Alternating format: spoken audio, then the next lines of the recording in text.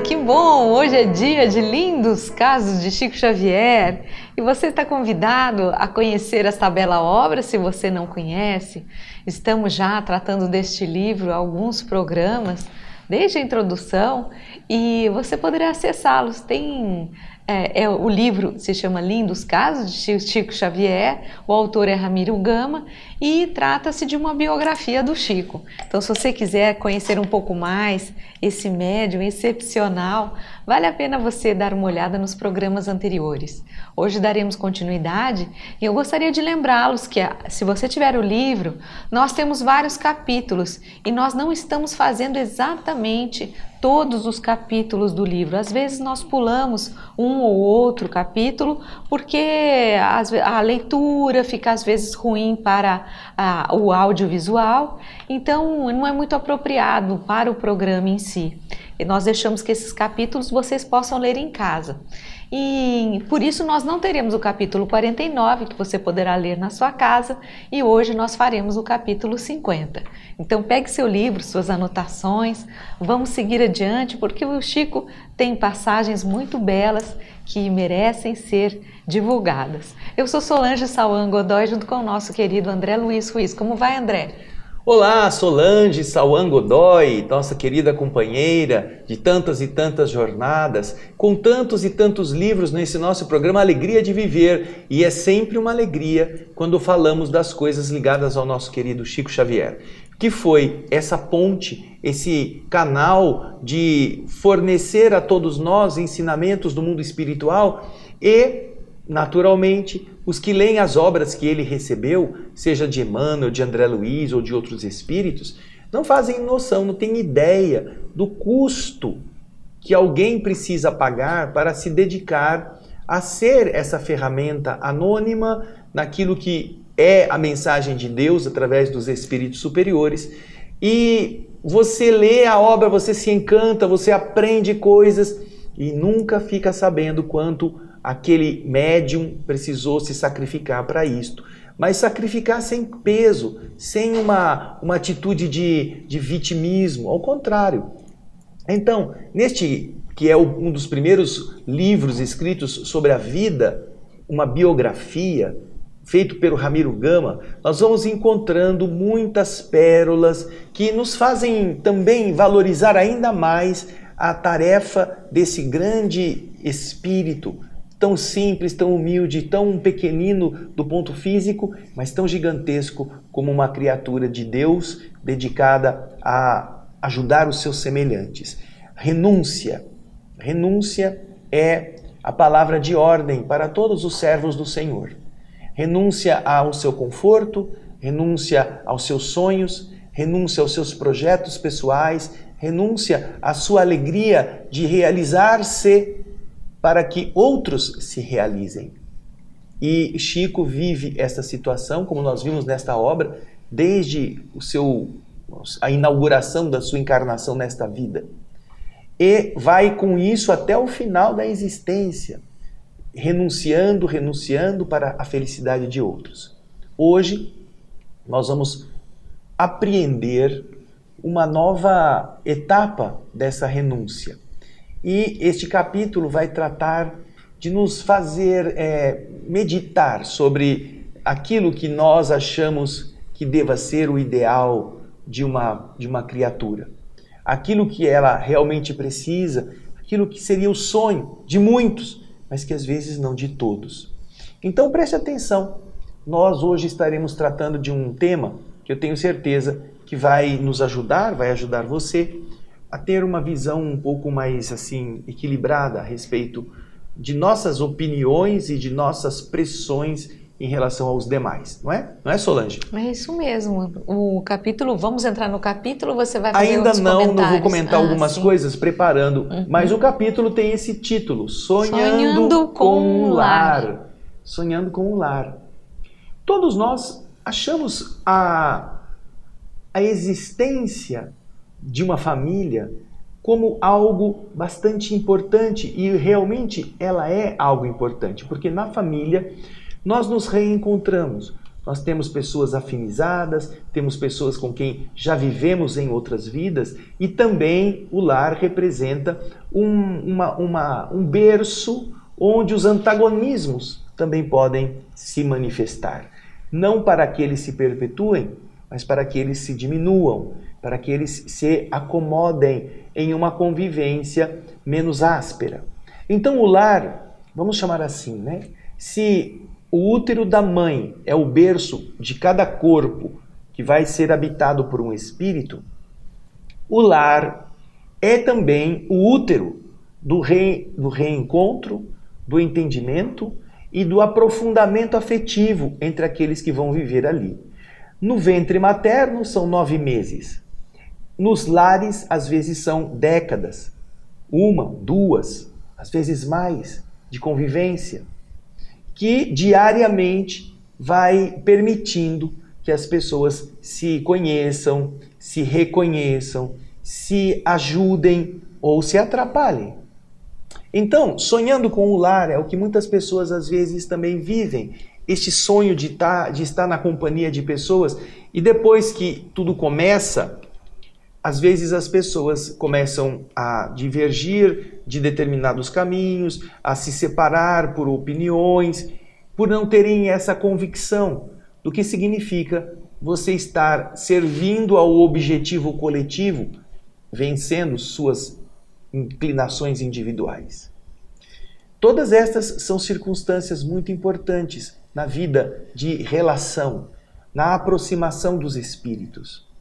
Nós aprendemos, num dos livros que André Luiz escreveu, e que nós temos como um roteiro no livro Nos Domínios da Mediunidade, também vamos encontrar esta obra sendo explicada pelo Martins Peralva, no título Estudando a Mediunidade. Nós vamos encontrar ali um estudo que sintetiza o tipo de união que existe na Terra entre as pessoas em 5 grupos diferentes: união sacrificial, união provacional, união feliz, união espiritual, união fortuita. São 5 tipos que estão bem explicados por Martins Peralva e também na obra de André Luiz. E estes 5 tipos fazem um caleidoscópio, fazem um leque dessas uniões, considerando, porém, que a união provacional é aquela que abarca a maior quantidade de uniões entre espíritos que já conviveram antes, que têm dívidas ou créditos um com o outro e que voltam para se resolverem. As outras formas de união ocorrem também, mas elas têm peculiaridades que as fazem ser em uma dimensão menor. As uniões sacrificiais são aquelas em que um espírito elevado vem ao mundo e aceita conviver com um espírito mais rústico, mais atrasado, para ajudá-lo a evoluir. Os encontros fortuitos também são muito comuns, mas são aqueles encontros da escada rolante. Um está subindo, outro está descendo, se encontram, é a minha alma gêmea. Aí já vão para os finalmente e descobrem que, terminado o calor dos hormônios, aí tem que cada um olhar para a cara do outro, falar, mas eu não pensei que você fosse desse jeito, a gente também não vai dar muito certo, cada um vai para o seu lado. E às vezes disso, nós vamos ter o quê? A ocorrência de outros filhos, de outros espíritos que nascem de uma relação fortuita.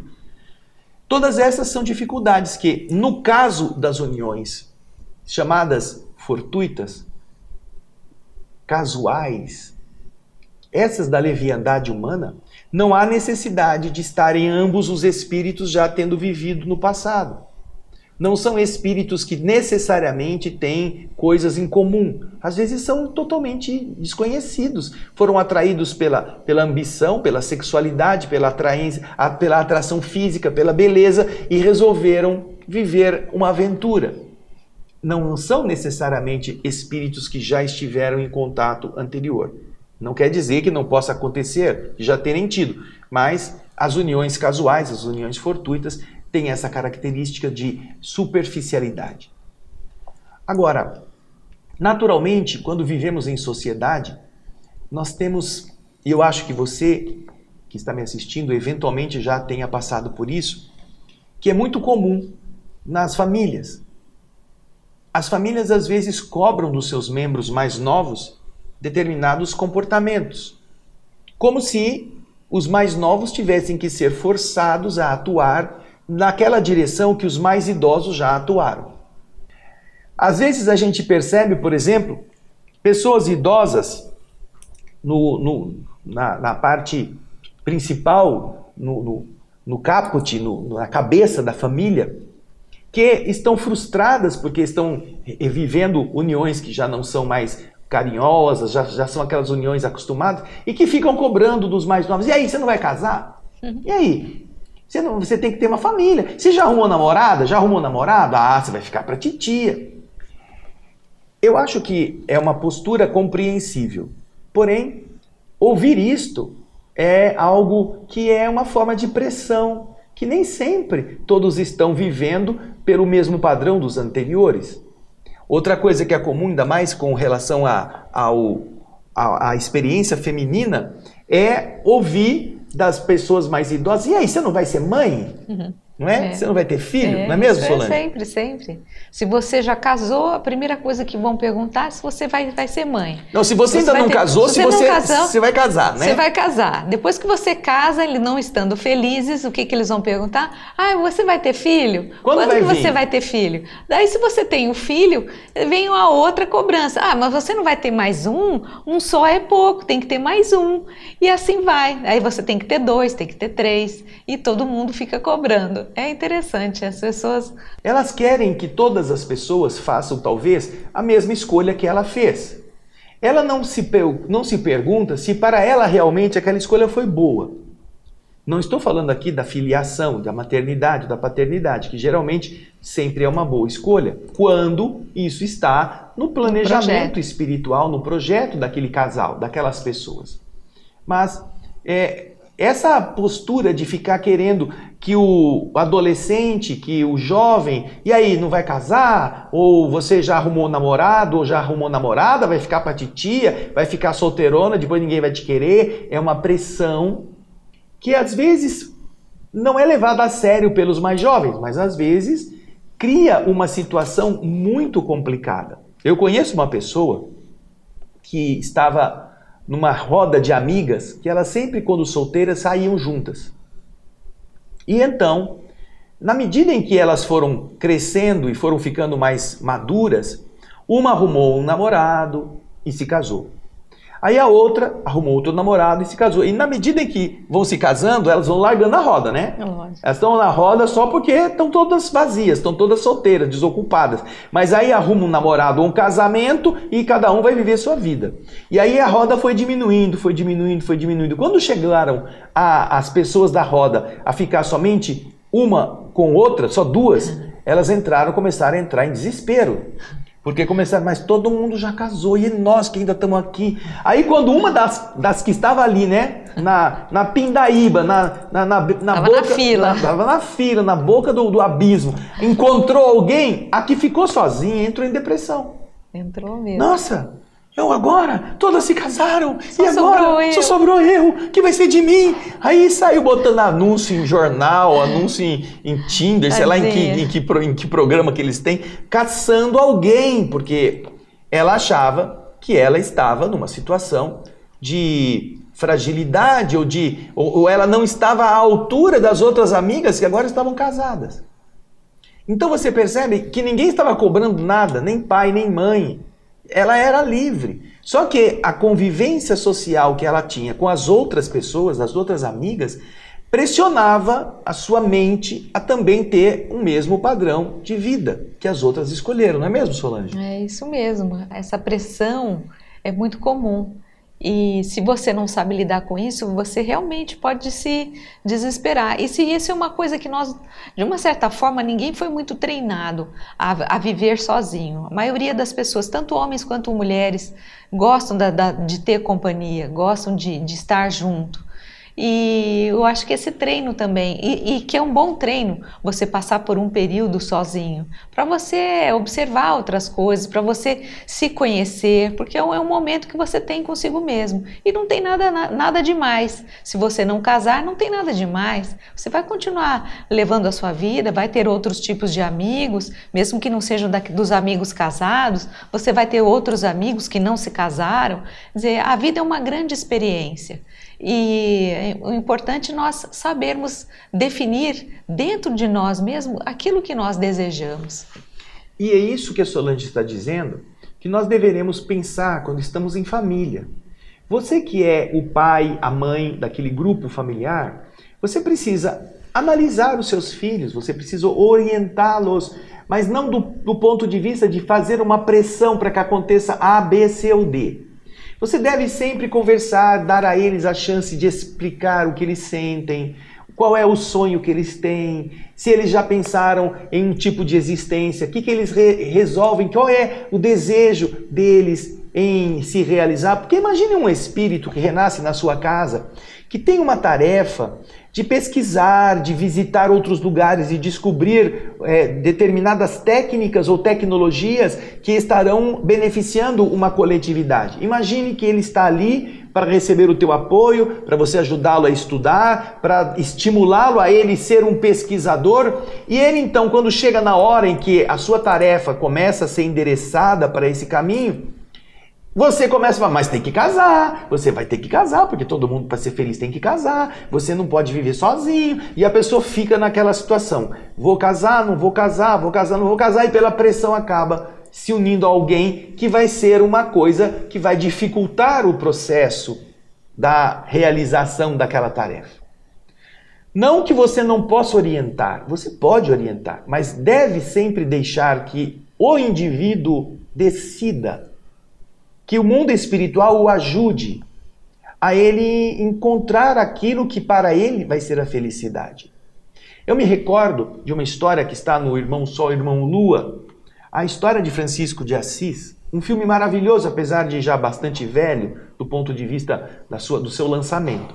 E há uma situação em que todos os que eram candidatos a se formarem como padres ou como membros, irmãos daquela confraria que Francisco de Assis organizou, Francisco admitia-o como um iniciante e depois de um certo tempo Francisco fazia a raspagem do coco, do couro cabeludo, deixando só aquele pequeno contingente de cabelos, como se fosse eles chamam acho que de tonsura. É um símbolo de que aquele espírito já está em situação de a ser admitido aos princípios fundamentais daquela ordem religiosa. E o filme vai mostrando uma situação bastante interessante, que há um dos que está naquela ordem, querendo fazer parte, sincero, devotado, e ele tem a regra da castidade entre os membros daquele grupo. A regra de não se entregar aos prazeres físicos. Não porque seja um pecado, mas porque é uma situação difícil para depois ser administrada num ambiente coletivo. Assim, um destes que está lá lutando, ele tem uma tendência muito grande, ele acha as mulheres lindas, ele olha as mulheres, ele olha aquelas mulheres de Assis mesmo, ele olha com um certo interesse, certo desejo. Não um desejo promíscuo, mas em determinado momento ele chega a Francisco e diz, Francisco,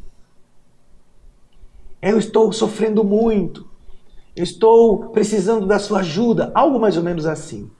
Porque eu me vejo com as cobiças, com a inclinação pelas moças que eu vejo. É difícil olhar para elas e não pensar numa casa, em ser o marido e ela ser minha esposa. Aí Francisco o abraça e diz, meu irmão, eu sei o que você sente, eu sei qual é a sua luta, eu sei. Você pensa, o que seria do universo se todos viessem para viver apenas sozinhos, sem ter uma família?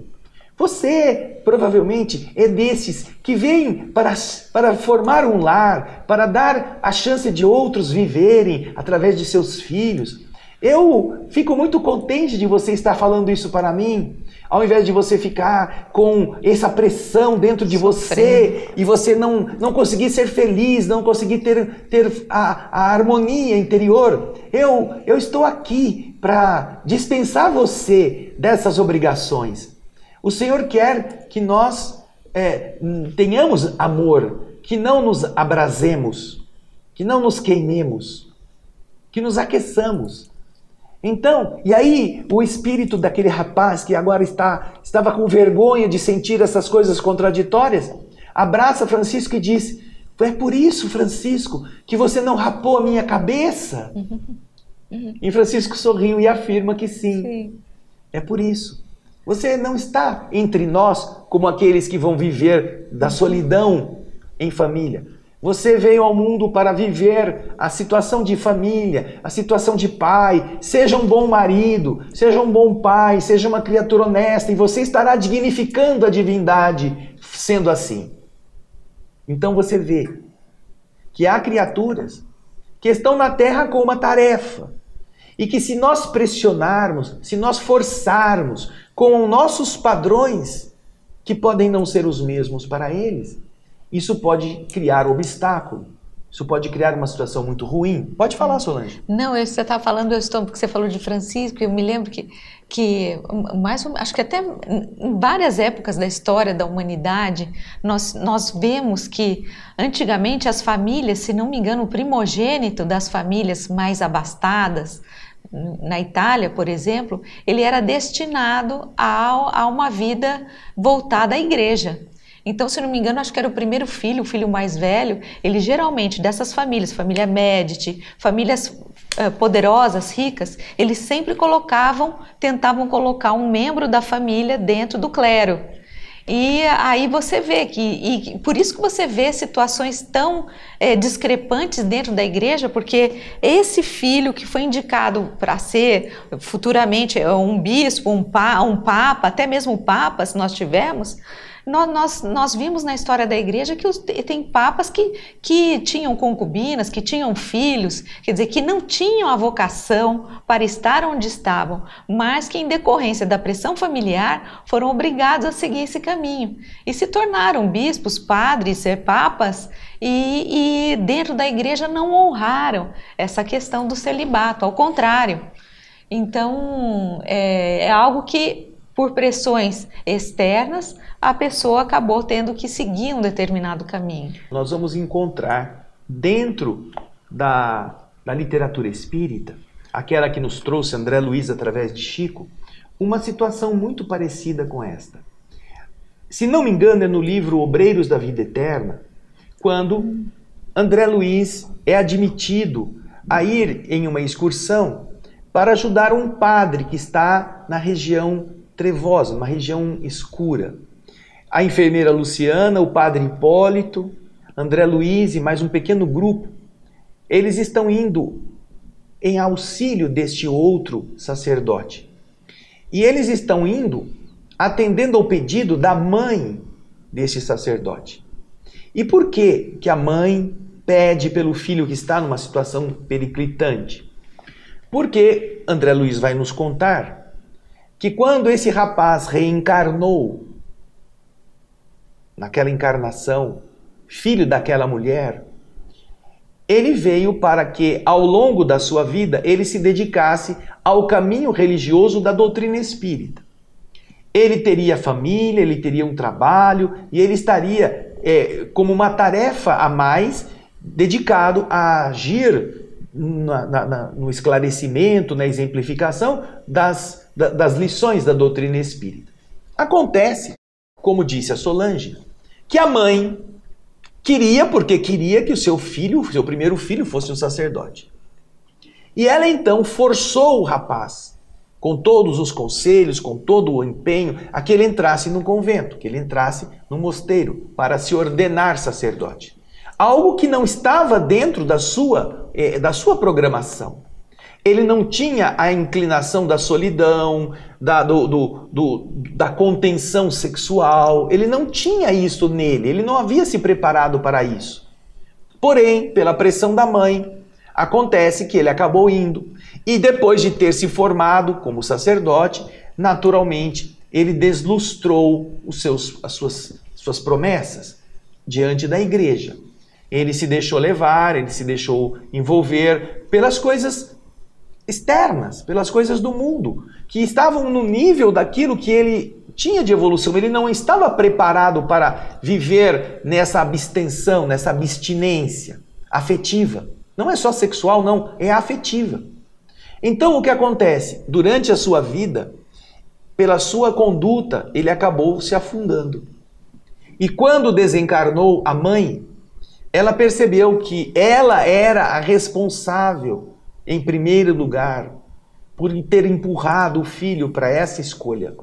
Ela carregava isso como uma culpa na consciência e agora, vendo o filho naquela condição de um espírito endividado, numa região escura, ela estava se organizando para conseguir ajuda, para resgatar o filho, a fim de que no futuro ela pudesse recebê-lo novamente como filho e reorganizar o seu caminho, porque ela se sentia responsável pela queda daquele rapaz, já que ela forçou a barra. Não é que ela deu um conselhozinho e ela aceitou que o filho não quis aquilo. Não, ela fez pressão e ele acabou, por respeito a ela, por gratidão, acabou fazendo aquilo que ela queria que ele fizesse. Quando nos imbuímos da noção da responsabilidade, nós aprendemos que interferir na vida alheia, que interferir com pressão, mesmo querendo o melhor, mesmo querendo o bem, interferir de maneira incisiva, é assumir um compromisso que às vezes não está na estrada daquela alma. Não quer dizer que nós devamos evitar de dar uma opinião, de dar um conselho, mas fazê-lo de uma forma bastante livre. Olha, meu filho, minha filha, eu vou aconselhar você a que preste atenção nesse assunto, nesse aspecto, que observe isso, que observe aquilo, mas que você seja livre para decidir. Então isso representa o quê? Você orienta, você dá as opções, você dá seu ponto de vista, mas você não impõe, você não força, você não financia aquilo que você deseja, que é um outro modo de você interferir no projeto reencarnatório de outro ser. É dar dinheiro para ele ser tal coisa. E se ele não quiser ser aquilo, você tira o dinheiro e ele tem que se virar sozinho. Isso é muito, muito delicado, porque as consequências são muito graves para o espírito que forçou outro a ser o que não estava no programa dele, certo? Então, é uma visão bastante espiritual quando você entende que a sua função como pai, como mãe, ou como irmão, ou como amigo, não é o de você forçar alguém a fazer o que você deseja. É dar à pessoa condições de ela escolher com conhecimento e saber que a escolha que ela fizer vai contar com o teu apoio, desde que seja uma escolha lícita, desde que seja uma escolha nobre. Você estará ao lado, você estará ajudando a pessoa a concretizar aquilo que ela quer sonhar, que ela quer viver. Eu conheço muitas pessoas que logo na infância, Solange, elas demonstraram um pendor para determinada arte, seja da pintura, seja do desenho. E os pais, observando aquilo, obviamente não tinham este sonho para esse filho, ou mesmo para algum outro tipo de manifestação artística que é contrária ao que os pais queriam.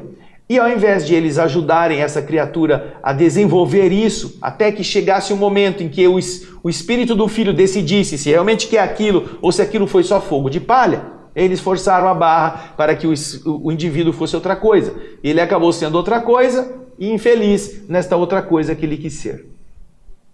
Então, estas são opções que quando você está educando o outro ser, você é capaz de observar as inclinações e estimular em alguma área para ver se aquilo vai prosperar ou se foi apenas curiosidade. Ou então você tem a opção que é a de bloquear aquilo que você não quer, Porque você não acha que isso vai dar. Quantas vezes eu ouvi pessoas dizendo: ah, você quer ser músico? Música não dá camisa para ninguém, músico vai passar fome. Uhum. E sabe quem que tem hoje um emprego que dá dinheiro? Um músico. Uhum. Um músico de orquestra. Em qualquer lugar do nosso país é excepcionalmente bem remunerado. Porque são poucos, não são muitos, que têm talento para serem músicos de agremiações orquestrais. Hoje nós temos músicos contratados por sinfônicas em várias áreas do Brasil que ganham 15, 17, 20 mil reais para tocar, para fazer uma coisa que ele gosta. Mas alguns foram desestimulados a serem estas coisas porque os pais achavam que o negócio era ser médico, engenheiro, advogado e passar fome. Uhum. E às vezes a pessoa deixa um talento e quando ela já está velha, quando ela vai se aposentar, ela vai tentar resgatar isto. Então, preste atenção nas inclinações com quem você está convivendo e respeite isto. Não quer dizer que se ele tem inclinação para ser bebum, você vai comprar uma garrafa de pinga para ele. Obviamente que não. Estamos falando em questões enobrecedoras, em questões evolutivas, em questões positivas. Você pode ser um ponto de apoio que você disse que ajudaria. Temos a história de Van Gogh. Van Gogh, que veio à Terra junto com o seu irmão Theo. Vincent e Theo compuseram uma dupla que um ajudava o outro. Vincent tinha os problemas psicológicos, mas era um artista de nomeada, uma capacidade tão brilhante para um período em que as pessoas não respeitavam aquele tipo de arte. E o seu irmão o abastecia. Então existem cartas de Vincent para Theo, em que você observa Vincent extremamente ligado à divindade, ligado à simplicidade. Ele era expulso de agremiações religiosas, sabe por quê? Porque ele era mais dedicado à causa religiosa do que os próprios sacerdotes que estavam ali. Ele era mais fiel, ele era mais puro, ele era mais sublime naquilo que Jesus tinha pedido para ser do que os que representavam Jesus naquela situação, não é mesmo? Ele cumpria ao pé da letra mesmo aquilo que ele lia no Evangelho. Então ele comia com os trabalhadores, ele se sentava à mesa com os mineiros, né? O pessoal que trabalhava naquelas minas, imagina naquela época, 1800 e alguma coisa, o pessoal trabalhando em mina de carvão, era uma vida muito, muito difícil. Então ele pregava para essas pessoas, ele se sentava à mesa com elas, ele se desfazia de tudo que ele tinha, ele doava as coisas que ele tinha. Então ele tinha um espírito muito desapegado e muito ligado ao Evangelho, à pureza mesmo do cristianismo. E isso era tão chocante, porque ele era o pároco ali da região, que tiveram que afastá-lo, porque os demais párocos de outras regiões não toleravam que ele tivesse esse tipo de postura, porque ninguém tinha coragem de ter a mesma postura. Mas o Vincent ele levou um certo tempo até ele chegar na questão da pintura em si. Só que o Theo, seu irmão, sempre esteve ao lado, sempre apoiou, sempre tentou orientar da maneira que podia. E chegou um momento que depois que o Vincent desistiu, não deu certo em uma série de tentativas, não deu certo como pastor, então aí ele, de repente, ele descobre essa vocação e esse amor pela pintura e ele decide que ele quer ser um pintor, um artista. Mas aí o Vincent já tinha, Van Gogh já tinha em torno de uns 40, se não me engano, ele já estava perto dos 40 anos. E aí ele começa essa trajetória de ser pintor e o Theo, seu irmão, sempre apoiando, enviando o apoio financeiro, enviando tintas, materiais, porque o Van Gogh não tinha condições de adquirir, de comprar tudo isso. Quando Vincent morre, no processo de tirar a própria vida, num surto de depressão, não tarda muito tempo, não sei se chega a 1 ano. Acho que não, viu? O Theo morre também. Isso. De morte natural. Tanto é que os dois estão sepultados lado a lado no mesmo cemitério. Vincent e Theo. Ambos vieram com essa tarefa de um ajudar o outro. E aí você pensa assim, né? Nossa, essa situação que ele deixou tantos e tantos quadros pintados e tudo agora o Theo morreu, o seu irmão que era o herdeiro do Vincent. E o que acontece? A esposa de Theo Van Gogh, cunhada de Vincent Van Gogh, ao invés de ela achar que estava tudo perdido, joga tudo fora, ela pega tudo aquilo e começa a investir para revelar a arte do seu cunhado, Vincent. E ela se dedica a espalhar isso até que, por fim, a sociedade da época começa a admirar toda a obra. Foi graças a essa mulher, cunhada de Vincent, que toda a obra de Vincent Van Gogh ficou conhecida e hoje é respeitabilíssima, é respeitadíssima, é valorizadíssima. No mundo inteiro. Nossa, graças a essa pessoa, que ninguém conhece, que ninguém sabe que existiu, e que não era parente, que não era nada, veio também para ajudar esse projeto de embelezamento da humanidade. Então você vê, todas as pessoas estão precisando de um certo apoio em determinada área. Respeite isto. Se a pessoa gosta de escrever poesia, pague para ela um curso, para ela aprender a escrever, a conjugar verbo, a apreender essa beleza de poetizar temas. Isso é uma riqueza do espírito. Se ela gosta de pintar, se ela gosta de tocar, se ela gosta de assobiar, veja por onde você pode ajudar essa pessoa a desenvolver isto. Porque você não pode ser uma parede. Deus pôs você naquele caminho para você ser um degrau, para ajudar o ser a subir. É interessante que isso também é meio cultural, porque nós vemos aqui no Brasil os pais geralmente têm esse tipo de atitude com relação às crianças, ou seja, os pais tentam encaminhar as crianças para aquilo que realmente eles acham que está dando dinheiro, não é, do que a criança é, e é incompreensível até esse tipo de atitude. Mas quando você vê lá fora um filho de um europeu, de um americano, quando o pai vê que a criança tem uma tendência principalmente voltada à arte, esse pai, essa mãe, eles investem nessa criança. Para eles, essa questão ligada, seja à pintura, às artes em geral, à música, quando a criança tem essa tendência, esse dom, para eles é como se fosse algo realmente muito especial. E eles procuram então encaminhar o filho para essas escolas de arte, seja no caminho da pintura, da música e outros caminhos artísticos, para fazer com que essa criança se desenvolva e que ela se torne realmente um artista de peso. E essa é uma coisa cultural, que lá fora é muito valorizada e que aqui no Brasil, infelizmente, nós ainda estamos assim, meio que engatinhando, não é tanto assim, não tem essa valorização como a gente vê no exterior. Mas acredito que com o passar do tempo, aqui no Brasil, nós também teremos essa valorização. As pessoas vão entender melhor o que é ser um artista e a possibilidade de caminhos que isso abre para uma alma que está encarnada. E é isso que nós vamos ver no capítulo 50. Porque o Chico também passou por essa situação. Ele também recebeu pressão para ser uma coisa, fazer de outro jeito. E vamos ver como que Ramiro Gama vai nos mostrar aquilo que de verdade representa para a vida do Chico Xavier a tarefa que ele vinha cumprir. Você então acompanhe conosco na tela o texto do capítulo 50, Sonhando com um Lar, não é, Solange? Vamos lá.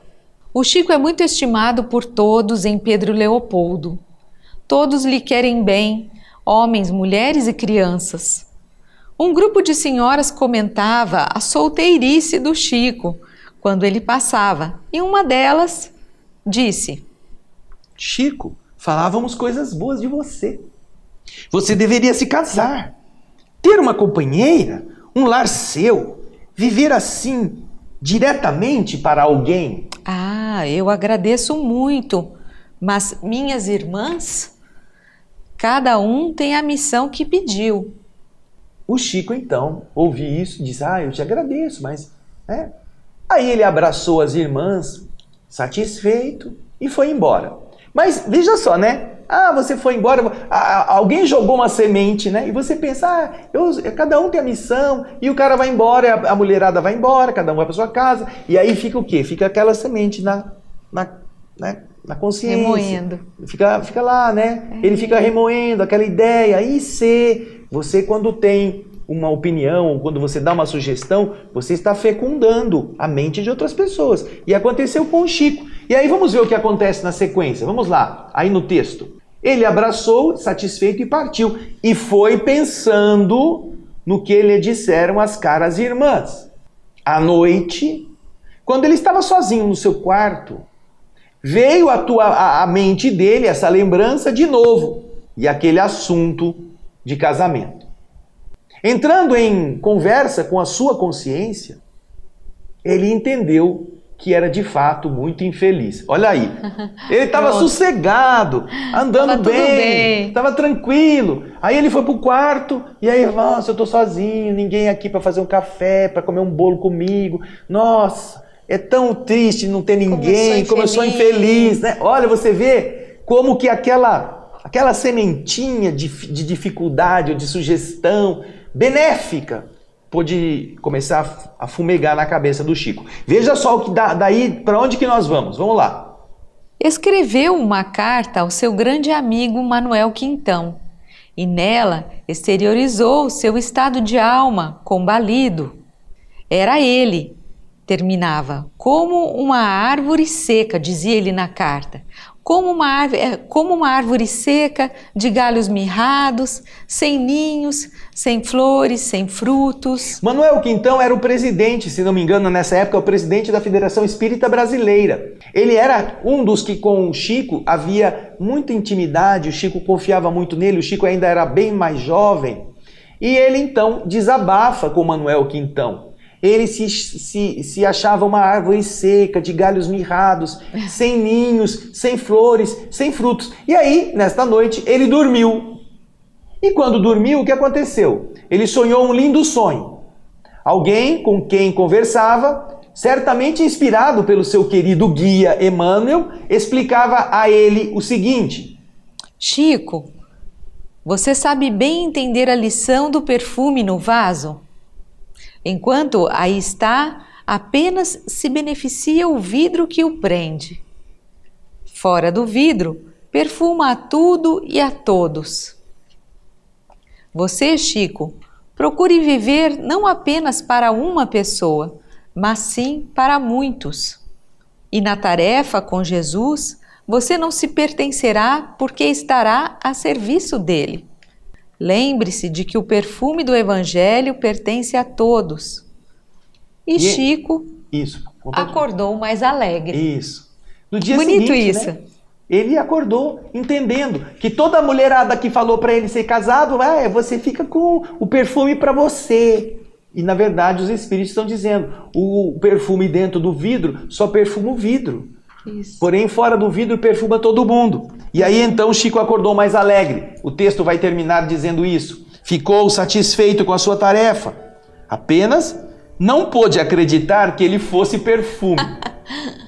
Mas sua irmã Geralda, a quem nós conhecemos em Belo Horizonte, justificando os elogios que lhe fazíamos do irmão Chico, nos dizia: não, ele não é nosso irmão apenas. Foi, tem sido e é a nossa mãe. É a nossa mãe. É o perfume da mãe. Então preste atenção. Você que às vezes tem boa intenção, pense se você não vai estar inoculando na mente invigilante mais um problema do que uma ajuda. Coloque, mas deixe que a pessoa desabroche o que ela queira ser.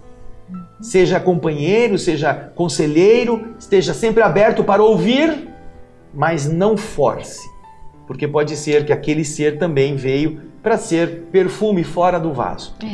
Cada um tem o seu perfume, então nós precisamos descobrir o nosso e respeitar os demais e deixar que esses perfumes fiquem, sejam expostos no ar para que as pessoas possam desfrutar. Por isso mesmo que é bom que cada um seja de uma forma, cada um tenha o seu jeito diferente de ser e a beleza está aí nessa variedade, nessa beleza de nuances e perfumes. É isso aí. Você então é apoio. Emmanuel diz a Chico: Chico, se um dia alguém falar para você que vai capinar o mundo, não diga que isso é difícil. Dê a ele uma enxada. É isso aí. Dê àqueles que você tem por perto a chance de eles serem o que eles sonham ser. É isso mesmo. Tá bom? Grande abraço. Grande abraço. Até o próximo programa Alegria de Viver. Tchau, gente. Tchau. Tchau.